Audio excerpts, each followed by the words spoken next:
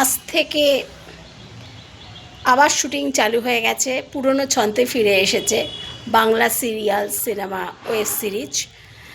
কালকে যা ঘটনা দেখলাম সেটা হচ্ছে সব মিলিয়ে ভালো মন্দ মিশিয়ে।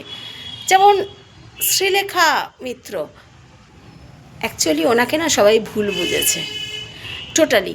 উনি কিন্তু সেইভাবে কথা বলতে চাননি। ওনার বক্তব্যই ছিল এরকম যেন আর রাহুলের মতো দশা যেন আর কারোর না হয়।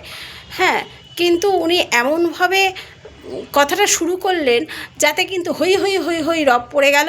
মানে আমি তো সামনে ছিলাম, আমার বুদ্ধিতে যেটা মনে হচ্ছে আমি কিন্তু সেটাই বলছি, ঠিক আছে।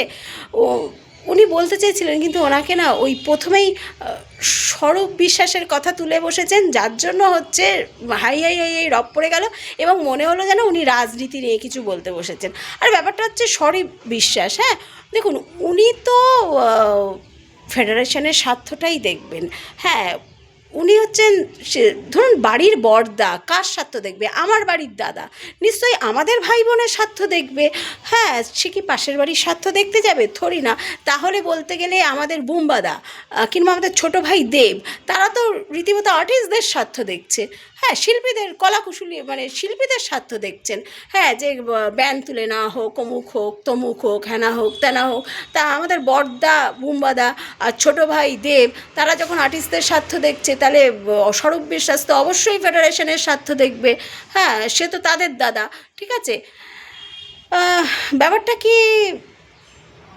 কি বলো তো, আমি তো কোনো রাজনৈতিক দল করি না,